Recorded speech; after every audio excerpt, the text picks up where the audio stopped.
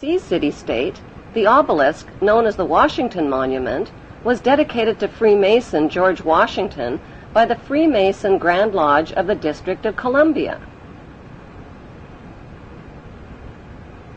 The secretive Brotherhood of Freemasons laid the Washington obelisk's cornerstone in 1848 and contributed 22 Masonic memorial stones. 250 Masonic lodges financed the Washington Monument obelisk, including the Knights Templar Masonic Order. At the heart of London city-state is a 187-ton, 69-foot-tall Egyptian obelisk called Cleopatra's Needle. It was transported from Egypt and erected on the banks of the River Thames.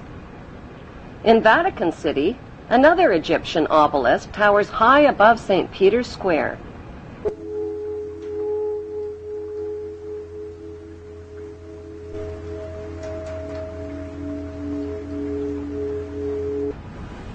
What exactly is an obelisk? Obelisks are phallic-shaped monuments honoring the pagan sun god of ancient Egypt called Amun-Ra.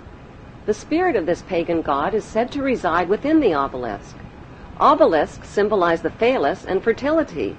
At the base of the obelisk is a sunwheel circle symbolizing the vagina. Together, they depict male and female sexual union. Worshippers of Amun believe Amun is the supreme god and creator of all things, and can transform himself into other gods, like Osiris, the god of the underworld, or Seth, the god of evil and chaos. Since vowels were interchangeable in the biblical Hebrew language, Amun can be spelled A-M-E-N, A-M-O-N, O-M-O-N, or A-M-U-N. Today, Amun is one of the most popularly used words in the entire world. It is used in all languages by Christians, Muslims, Hindus, and Jews at the end of prayer. Without realizing it, people all over the world are praising Amun. The Old Testament of the Bible is the holy book of both Christians and Jews. Amun is repeated over and over again throughout the Bible and is hidden within the word testament. The word Amun literally means the hidden one. Many are fooled into believing that Amun means so be it or truly, but in Kings 1 verse 36 of the Old Testament, Amun is identified as the Lord God of my Lord. Why in the world would the Vatican, a fortress of Puritan Christian values, erect a monument symbolizing the pagan god Amun and sexual intercourse right in its own front yard?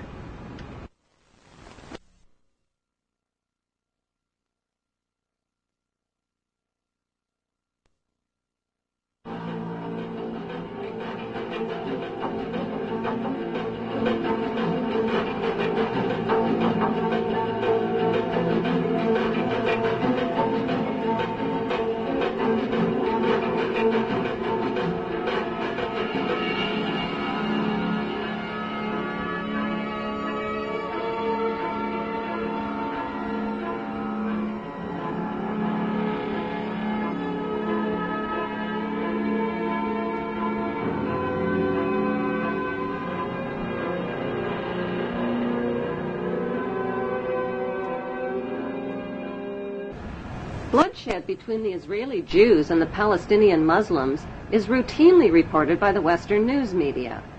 But how much does the general public really know about what's going on in Israel? And why should they even care? Why? Because Israel has written human history, and it is also writing the future of humanity. It is important to know that the land now called Israel was originally called Canaan in ancient times. Canaan was populated by the Canaanite people, who were the ancestors of today's Palestinians imprisoned in refugee camps in Israel.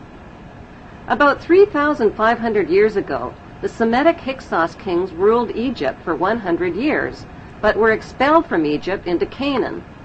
The Egyptians called these Hyksos people the Habarus, which means Hebrews. These expelled Hebrews invaded and conquered the land of Canaan and changed the name of the land from Canaan to Israel.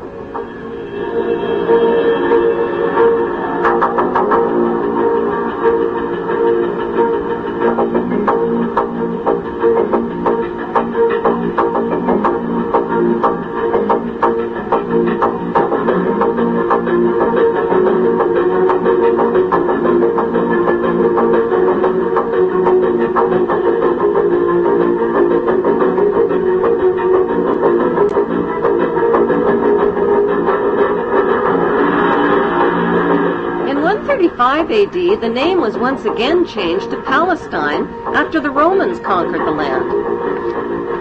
As recently as 1948, the name was officially changed back to Israel again by the Hebrew Zionists, who slaughtered and drove the Palestinian people from their homes, land, and villages after World War II.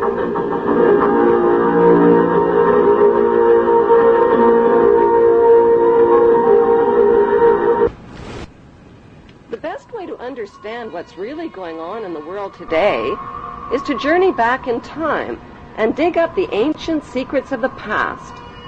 Those ancient secrets have been hidden by the ruling class beneath the shifting sands of Egypt for more than 4,000 years.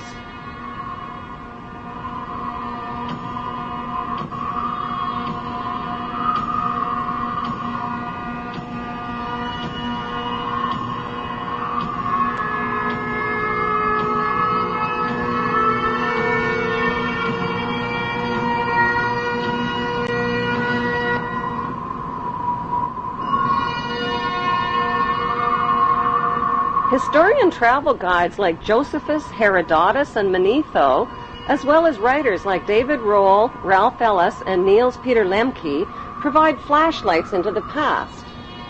The earliest remains of human life on Earth were discovered in Africa.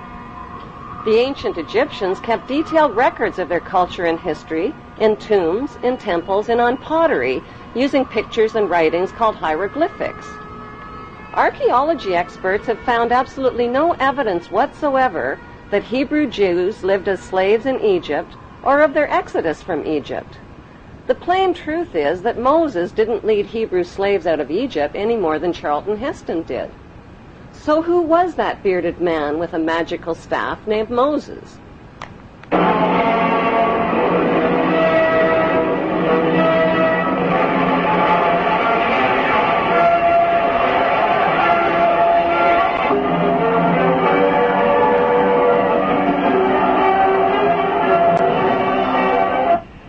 There is not one shred of archaeological evidence for the existence of Moses or of any of the Bible's main cast of Hebrew characters, from Abraham to Jacob to Joseph to King David to King Solomon.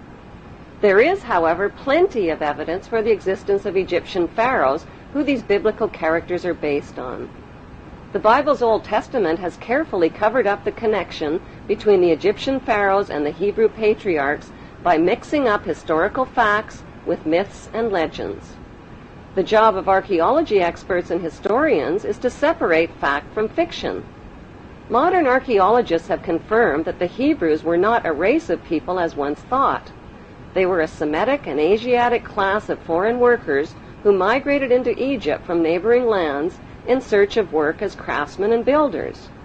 As their population multiplied over hundreds of years, they contributed to Egyptian technology, worshipped Egyptian gods, intermarried with Egyptian nobility, and gradually rose to positions of power and wealth in Egypt.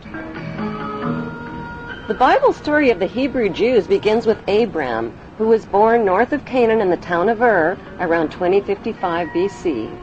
Abram married his beautiful sister Sarai. At God's command, the incestuous couple changed their names to the Egyptian names of Abraham and Sarah and migrated to Egypt.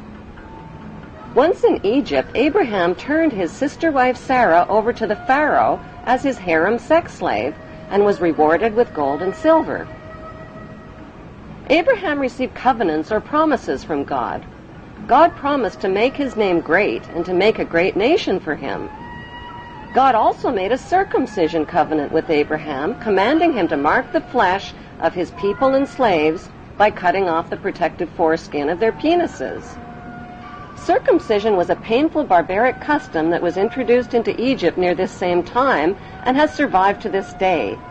It is the unnecessary mutilation of the genitals of little boys and implies that God made a mistake in design. This mutilation custom has more to do with a mark of Hebrew ownership than with hygiene. In the continuing Bible story, Abraham married an Egyptian woman named Hagar because his sister wife Sarah couldn't conceive. But at age 90, Sarah finally gave birth to a son named Isaac. Following God's order to sacrifice his son, Abraham hog-tied Isaac and picked up a knife to kill him. Just as Abraham was about to plunge the knife into Isaac, he learned God was only kidding.